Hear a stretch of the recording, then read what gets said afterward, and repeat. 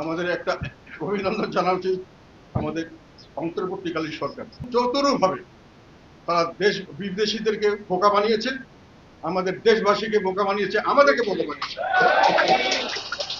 এইরকম ধরনের কারচুপির নির্বাচন বাংলাদেশের ইতিহাসে কোনো সময় হয় নাই। আমি চ্যালেঞ্জ দিয়ে বললাম আজকে এই ধরনের নির্বাচন কাকে জিতানো হবে, কাকে হারানো হবে, কাকে রাজনীতি থেকে বের করে দেওয়া হবে, সম্পূর্ণ পূর্ব নির্ধারিত ভাবে তারা এই কথাগুলি কিন্তু আমি আজকে যে হেরে গেছি তার জন্য বলছি না।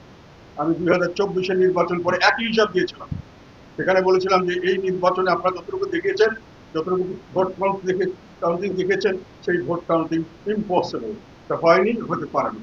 কাজে আপনারা এটা বাকি ভোটগুলি আপনার খাবেন। তবুও সেই নির্বাচনে কিন্তু কিছু নির্বাচন ফেয়ার হয়েছিল, কিছু হয়েছিল সরকারি নির্দেশ মতো, আর কিছু হয়েছিল ফ্রি ফর অল, যা যার পিটাই নিয়ে মানে যে করতে পারে। এইবার নির্বাচন 100% আমাদের নির্বাচন কমিশন এবং অন্তর্বর্তীকালীন সরকার সম্পূর্ণ প্রি ডিটারমাইন্ড ভাবে করেছে।